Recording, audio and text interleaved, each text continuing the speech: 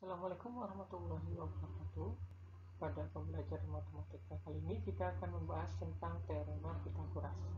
Nah, apa itu teorema Pitagoras? Bagaimana cara membuktikannya? Bagaimana aplikasinya di kehidupan nyata? Semuanya akan dibahas pada pertemuan kali ini. Yuk kita belajar matematika. Teorema Pitagoras yang akan dibahas di sini yaitu kita sebelumnya akan menjelaskan tentang apa itu kompetisi dasar dan tujuan pembelajaran Pitagoras pada pertemuan kali ini. Selanjutnya, siapakah itu tokoh Pitagoras dan materi Pitagorasnya tentang pembuktiannya. Ingat, barang siapa yang menempuh suatu jalan atau cara untuk mendapatkan suatu ilmu yang bermanfaat, maka Allah pasti mudahkan baginya jalan menuju surga. Hadis riwayat Muslim. Nah, kompetisi dasarnya yaitu untuk menyelesaikan dan membuktikan teorema Pitagoras dan triple Pitagoras, serta menyelesaikan masalah yang berkaitan dengan Pitagoras. Yang diharapkan tujuan pembelajaran kali ini kita bisa atau peserta didik bisa melakukan percobaan untuk menemukan dan membuktikan kebenaran teorema Pitagoras, menentukan panjang sisi segitiga siku-siku jika panjang yang lainnya diketahui, dan menyelesaikan permasalahan nyata tentang teorema Pitagoras. Sebelum masuk lebih jauh, ini kita akan memperkenalkan siapa itu tokoh Pitagoras. Pitagoras. Kalian pasti tahu kan teorema apa ini? Ya, itu teorema Pitagoras. Yap, benar sekali. Tapi, apakah kalian tahu siapa sih sebenarnya Pitagoras? Kami tidak tahu. Ini dia sosok Pitagoras. Pitagoras adalah seorang ilmuwan yang berasal dari Yunani yang lahir pada tahun 580 sebelum Masehi di Pulau Samos, wilayah kekuasaan bangsa Aegea. Ia adalah putra dari pasangan Nisarchus dan Pitaya. Nisarchus adalah seorang saudagar kaya yang berasal dari kota Phoenicia. Telah diramalkan bahwa Pitagoras akan terlahir sebagai orang hebat yang akan berkontribusi besar terhadap ilmu pengetahuan. Karena hidupnya yang berkecukupan, Nisarchus pun menyekolahkan Pitagoras. Pitagoras pergi berburu kepada beberapa tokoh. Salah satunya adalah Thales. Bersama Thaleslah, Pitagoras belajar mengenai matematika. Setelah berkelana menuntut ilmu, Pitagoras kembali ke tanah kelahirannya dan mendirikan sebuah sekolah. Namun, banyak warga Samos yang menentang berdirinya sekolah Pitagoras ini. Pitagoras dan pengikutnya pun pindah ke kota Kroton di Italia dan melanjutkan segala kegiatan belajarnya di sana. Ada satu fakta menarik bahwa sebenarnya teorema Pitagoras ini sudah ada jauh sebelum Pitagoras menemukannya. Bangsa Mesir diketahui telah menggunakan teorema Pitagoras untuk kegiatan perhitungan pembentukan bangunan-bangunannya, seperti bangunan piramida. Teorema ini juga diketahui sudah ada di Babilonia sejak tahun 1700 sebelum Masehi yang tertulis pada lempengan-lempengan tanah liat. Tapi kenapa ya penghargaan atas teorema itu justru jatuh kepada Pitagoras? Meski Pitagoras bukan penemu teorema Pitagoras yang sebenarnya, namun ia adalah tokoh yang paling banyak memberikan pembuktian akan teorema itu, dan dia juga dianggap sebagai orang pertama yang membawa teorema itu ke peradaban. Maka teorema itu diberi nama teorema Pitagoras. Bagaimana? Sekarang kami sudah tahu. Ya, itu adalah sekilas tentang tokoh Pitagoras. Nah, pada materi Pitagoras nanti kita akan membahas tentang materi prasyaratnya, dan ada soal atau contoh materi prasyaratnya yang harus dikuasai oleh peserta didik. Nanti kita masuk ke materi inti, yaitu ilustrasinya untuk membuktikan teorema Pythagoras dan materi teorema Pythagoras. Nah, kita lihat seandainya ini contohnya. Apa yang sedang Bapak tersebut lakukan dan apa hubungannya yang dilakukan Bapak tersebut dengan teorema Pythagoras? Penjelasannya, ternyata Bapak tersebut seorang pekerja bangunan, sedang memeriksa kesikuan sebelum membuat desain fondasi suatu bangunan. Dalam memeriksa kesikuan ini, mereka menggunakan triple Pythagoras, yaitu 6, 8, 10. Meski secara ilmiah Pak Tukang tidak mengerti alasan mengapa menggunakan itu, ini adalah salah satu penerapan teorema Pythagoras dalam kehidupan sehari-hari. Materi prasyaratnya yang harus dikuasai adalah kuadrat suatu bilangan, akar kuadrat bilangan, luas daerah persegi, dan luas daerah segitiga siku-siku. Sekarang kita masuk ke materi prasyarat tentang kuadrat bilangan dan akar kuadrat bilangan. Nah, bentuknya itu, bentuk kuadrat bilangan itu berarti A-nya dikuadratkan, dan bentuk akar kuadrat bilangan itu adalah akar A. Contohnya, tentukan kuadrat dari bilangan berikut. Yang pertama 12, yang kedua 21. Berarti karena kuadrat, maka 12 kuadrat sama dengan 12 kali 12, yaitu 144. Dan yang B, 21 kuadrat, yaitu 21 kali 21. Hasilnya adalah 441.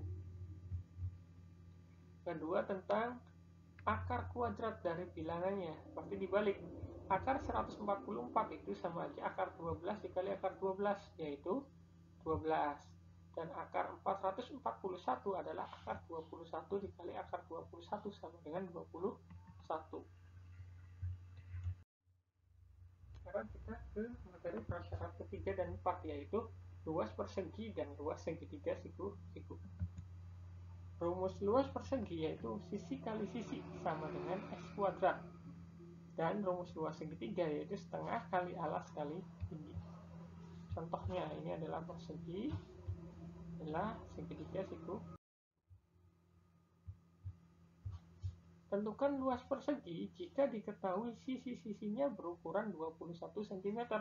Berarti sesuai rumusnya, L sama dengan S kuadrat, berarti 21 kuadrat atau 21 dikali 21. Hasilnya adalah 441 cm persegi luas bangunan tersebut.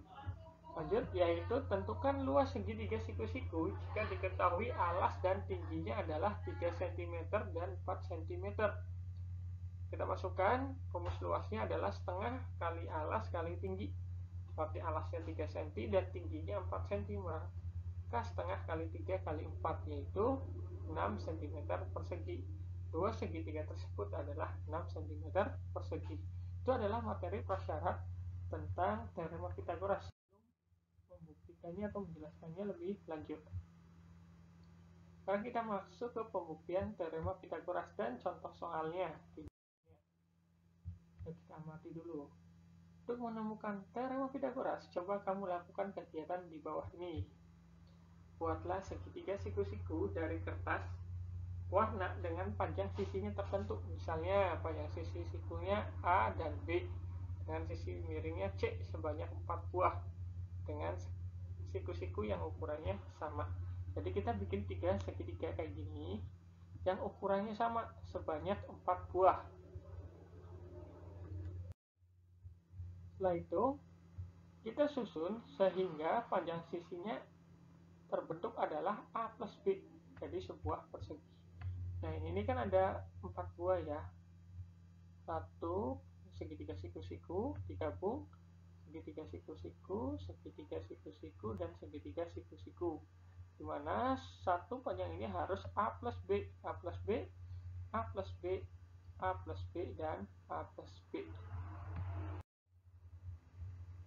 Nah, nanti dari gambar nomor 2, berapa banyak persegi yang ada pada gambar tersebut, dan sebutkanlah.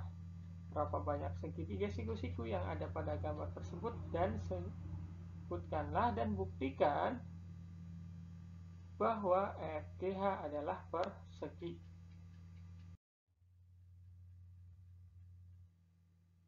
Nomor 4, nanti isilah titik-titik tersebut untuk mencari nilai, suatu nilai apa yang kita dapat dari gambar yang tadi, di 4 segitiga siku-siku yang sama besar dan diletakkan sehingga jadi sebuah persegi yang panjangnya A plus B. Setelah itu, nanti seandainya kita ganti nilai A-nya sama dengan 6, B-nya sama dengan 8, dan C-nya sama dengan 10, apakah yang akan terjadi? Ayo kita belajar.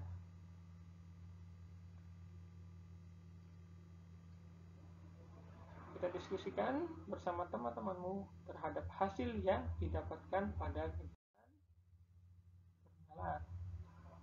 Oke, dari gambar kedua, berapa banyak persegi yang ada pada gambar tersebut, dan sebutkanlah.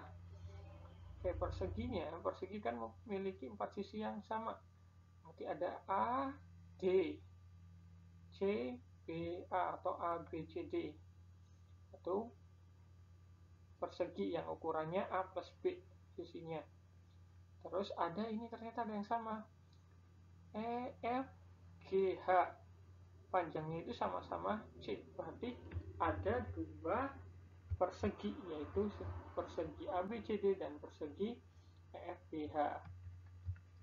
Sekarang berapa banyak segitiga siku-siku yang ada pada gambar tersebut? Seperti yang tadi, sesuai dengan petunjuk, yaitu ada 4, yaitu AEH, BEF, CFG, dan DGH. Oke, ada 4 segitiga siku-siku. Sekarang buktikan bahwa EFGH adalah persegi. Nah, dilihat dari gambar yang tadi, karena EFGH memiliki panjang yang sama pada 4 sisinya, yaitu C. Sesuai dengan sifat persegi, yaitu memiliki 4 sisi dengan ukuran panjang yang sama, maka EFGH juga adalah sebuah persegi. Isilah yang tadi. Oke. Luas persegi yang besar itu panjang sisinya adalah A plus B. Sesuai dengan rumus persegi, luasnya yaitu berarti S kuadrat. S-nya diganti A plus B, berarti A plus B kuadrat. Kalau kita lihat, di situ kan sama aja, luas FGH ditambah 4 kali luas segitiga. Luas FGH itu sisinya panjangnya adalah C, maka jadi C kuadrat. Dan 4 dikali luas segitiga A kali B per 2. Alas kali tinggi dibagi 2, atau setengah kali alas kali tinggi, dimana tingginya itu adalah B, alasnya adalah A. Kita anggap seperti itu. A plus B yang dikuadratkan itu hasilnya adalah A kuadrat ditambah AB ditambah AB ditambah B kuadrat, sama dengan C kuadrat ditambah, ini dipisah jadi 4 dikali setengah kali alas kali B kali A kali B. Dari sini ini A sama AB bisa dijumlahkan jadi 2AB. Berarti A kuadrat ditambah 2AB ditambah B kuadrat sama dengan C kuadrat ditambah 4 kali setengah kali A kali B. 4 kali setengah bisa sederhanakan jadi 2. Berarti di sini A kuadrat ditambah 2AB ditambah B kuadrat itu sama dengan C kuadrat ditambah 2AB. Karena sama-sama memiliki 2AB, kita kurangkan dengan 2AB kedua ruas. Maka hasilnya adalah A kuadrat ditambah B kuadrat sama dengan C kuadrat. Nah, ini dari mana ini? Ini kita menemukan sesuatu yang baru. Apa ini? Ini adalah bukti bahwa adanya suatu teorema Pythagoras. Nah, seandainya kita ganti, A-nya itu adalah 6, B-nya 8, dan C-nya 10. A dan B adalah panjang sisi siku-siku, dan C adalah panjang sisi miringnya pada segitiga siku-siku. Langkahnya seperti tadi, yang hanya yang dirubah itu adalah A, B, sama C-nya dengan suatu angka, maka di ruas kiri akan didapat nilainya itu adalah 100, dan yang ruas kanan juga nilainya 100.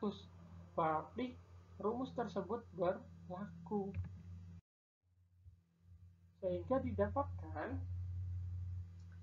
berdasarkan hasil pengerjaan yang tadi, dapat disimpulkan bahwa untuk setiap segitiga siku-siku, ini aturannya pasti segitiga siku-siku, selalu berlaku luas persegi pada hipotenusa sama dengan jumlah luas persegi pada sisi yang lain, yaitu sisi siku-sikunya, atau lebih mudahnya atau sering disebutkan oleh Pythagoras adalah kuadrat sisi miring suatu segitiga siku-siku sama dengan jumlah kuadrat dari sisi-sisinya. Nah, teori tersebut dinamakan teorema Pythagoras. Teorema Pythagoras yang pembuktiannya telah dilakukan di atas dapat digunakan untuk menghitung panjang sisi segitiga siku-siku. Nah, berdasarkan teorema Pythagoras, kita dapatkan jika kita punyai segitiga ABC siku-siku di C, maka berlaku, nah yang panjang sisi miringnya kan AB, berarti AB kuadrat sama dengan AC kuadrat ditambah BC kuadrat. Atau kita seandainya mau ingin cari AB sama dengan akar dari AC kuadrat ditambah BC kuadrat. Nah, seandainya sisi-sisi ini kita ganti, AB itu diganti C kecil, BC itu diganti A kecil, dan AC diganti B kecil, maka didapat ini sama saja AB-nya, maka C itu adalah akar B kuadrat tambah A kuadrat. Lalu bagaimana untuk mencari yang lainnya? Jika yang mencarinya itu bukan sisi miring, maka nanti selisih kuadrat dari sisi miring dikurangi sisi yang diketahui, kayak A kuadrat sama dengan C kuadrat kurangi B kuadrat. Maka A-nya itu adalah akar dari C kuadrat kurangi B kuadrat. Dan yang ini B kuadrat sama dengan C kuadrat kurangi A kuadrat. Maka B-nya sama dengan C kuadrat dikurangi A kuadrat. Contohnya, gunakan teorema Pythagoras untuk membuat persamaan berdasarkan panjang sisi pada segitiga siku-siku berikut. Seandainya ada segitiga siku-siku PQR, di mana berarti sisi miringnya yaitu adalah R yang paling panjang. Atau yang di depan siku-siku, ini kan siku-siku depannya, ini adalah sisi R. Nah, ini adalah sisi miringnya. Maka sesuai persamaan rumus kuadrat sisi miring suatu segitiga siku-siku sama dengan jumlah kuadrat dari sisinya. Maka karena sisi miringnya R, berarti kita kalau untuk mencari R, berarti R itu sama dengan P kuadrat tambah Q kuadrat. Kalau untuk mencari P, berarti akar dari sisi miring kuadrat dikurangi sisi yang diketahui. Dan untuk mencari Q sama dengan akar dari sisi miring kuadrat dikurangi sisi yang diketahui. Contoh lainnya, hitunglah nilai P pada segitiga berikut. Berarti di sini yang dicari adalah sisi yang lainnya, bukan sisi miringnya. Kalau yang dicari itu bukan sisi miring, berarti harus dikurangkan nantinya. Di sini banyak siku-sikunya 4, siku-siku yang lainnya dia adalah P dan sisi miringnya. Maka berapakah panjang P? Sesuai dengan rumusnya, 5 kuadrat sama dengan P kuadrat tambah 4 kuadrat. 25 sama dengan P kuadrat tambah 16. Nah, kedua ruas dikurangi 16, berarti ini 25 kurangi 16, dan P kuadrat tambah 16 dikurangi 16. Maka 9 sama dengan P kuadrat. Maka P-nya itu adalah akar dari 9. Sehingga P-nya itu adalah 3. P adalah 3. Selanjutnya, ada sebuah kapal berlayar ke arah timur sejauh 16 km, kemudian ke utara sejauh 12 km. Oke, dari sini A dulu ke B sebanyak sejauh 16 km ke arah timur, setelah itu ke atas atau ke utara sejauh 12 km. Maka jaraknya itu berapa? Dari sini ke sini, C ke A. Ke timur kita anggap AB yaitu 16 km, dan ke utara yaitu BC 12 km. Tapi jarak kapal sekarang dengan tempat semulanya itu adalah AC. Oke, sesuai dengan teorema Pythagoras, yaitu kuadrat sisi miring suatu segitiga siku-siku sama dengan jumlah kuadrat dari sisi-sisinya pada segitiga ABC di siku-siku di B. Dapat memperoleh panjang AC sama dengan AB kuadrat ditambah BC kuadrat, di mana AB-nya itu adalah 16 dan BC-nya itu adalah 12. Setelah dikuadratkan hasilnya adalah 256 ditambah 144. Maka AC kuadrat sama dengan 400, sehingga AC itu adalah akar dari 400. Maka panjang AC-nya adalah 20 km, atau jarak kapal sekarang dari tempat semula adalah 20 km.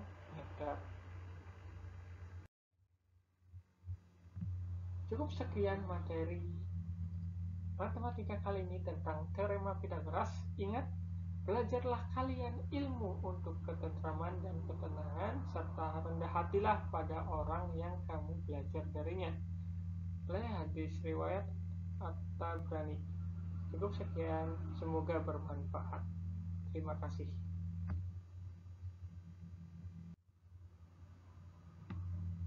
Wabillahi taufiq wal hidayah. Wassalamualaikum warahmatullahi wabarakatuh.